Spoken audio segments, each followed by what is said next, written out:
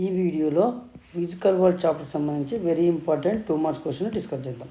So మనకు తెలుసు 4 very important questions నుంచే ఫైనల్ ఎగ్జామ్లో క్వశ్చన్ ఇస్తారు. సో ఇందులో ఇది 4th క్వశ్చన్.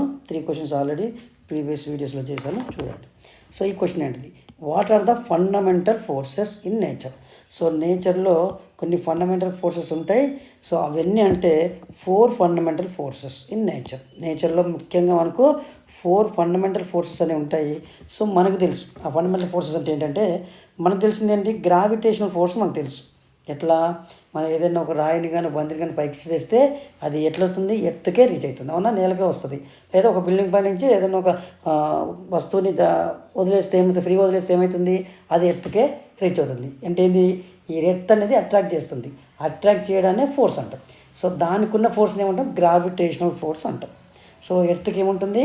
గ్రావిటేషనల్ ఫోర్స్ ఉంటుంది. అది ఎఫ్జీతో రిప్రజెంట్ చేస్తాం. ఫోర్స్ని ఎఫ్ కాబట్టి, సో గ్రావిటేషన్లో ఫస్ట్ లెటర్ జీ కాబట్టి జీతో రిప్రజెంట్ చేస్తాం. ఇది ఫస్ట్ ఫండమెంటల్ ఫోర్స్లో గ్రావిటేషనల్ ఫోర్స్ అనేది ఫస్ట్. నెక్స్ట్ న్యూక్లియర్ ఫోర్సెస్ అంటే ఏంటిది? సో మనకు తెలుసు ఏ సబ్స్టెన్స్లో అయినా మాలిక్యూల్స్ ఉంటాయి కదా, ఏ సబ్స్టెన్స్ అయినా మాలిక్యూల్స్ ఉంటాయి. ఆ మాలిక్యూల్స్లో ఉన్న చిన్న చిన్న ఇంకా ఆ మాలిక్యూల్స్ కనుక డివైడ్ చేసాం అనుకో, దాంట్లో ఏముంటాయి? ఆటమ్స్ ఉంటాయి, ఓకేనా?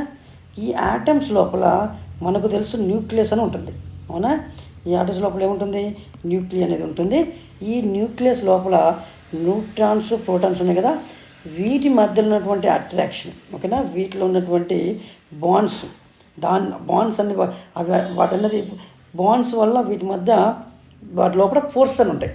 ఆ న్యూట్రాన్స్, ప్రోటాన్స్ మధ్య వాటి మధ్య బాండ్స్ జరిగితే ఆ బాండ్స్ అనేది దేని మీద డిపెండ్ అయి ఉంటుంది? అట్రాక్షన్ కానీ రిపల్షన్ కానీ ఫోర్స్ మీదనే డిపెండ్ అయి ఉంటుంది.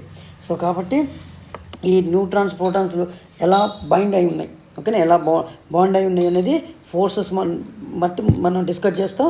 సో కాబట్టి న్యూక్లియర్ ఫోర్స్ అని ఉంటాయి. ఎందుకంటే చెప్పినా కదా, ఆటం లోపల న్యూక్లియర్ ఉంటుంది. ఆ న్యూక్లియర్ లోపల బాండ్స్ అనేవి ఫామ్ అవుతున్నాయి కాబట్టి న్యూక్లియర్ ఫోర్స్ ఉంటాయి. అవి స్ట్రాంగ్ న్యూక్లియర్ ఫోర్సెస్ ఉండొచ్చు, వీక్ న్యూక్లియర్ ఫోర్సెస్ అనేవి ఉండొచ్చు, ఓకేనా?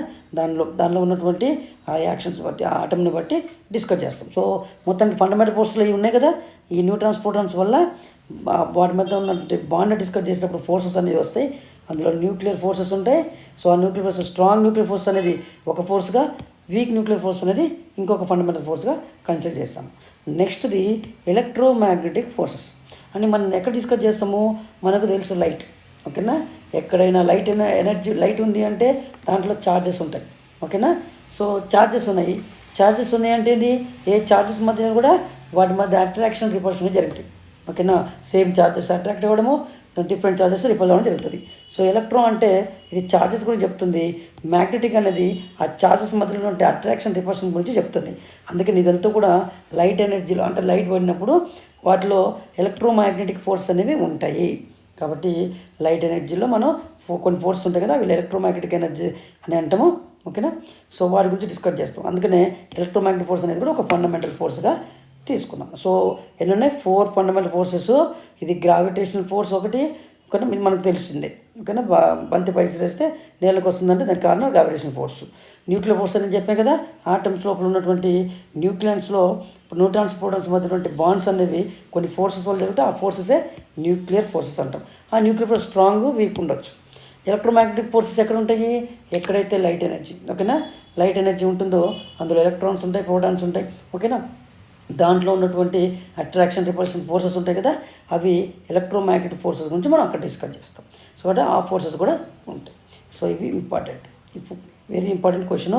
మనకు ఓన్లీ ఎవరికింటో ఫండమెంటల్ ఫోర్సెస్ ఏంటో చెప్పాడు, దాని గురించి ఎక్స్ప్లెయిన్ చేయాల్సిన అవసరం లేదు. బట్ మీకు రిమెంబర్ ఉండాలని వాటి అవి ఏంటి అని చెప్పడానికి కోసమే ఎక్స్ప్లెయిన్ చేశాను.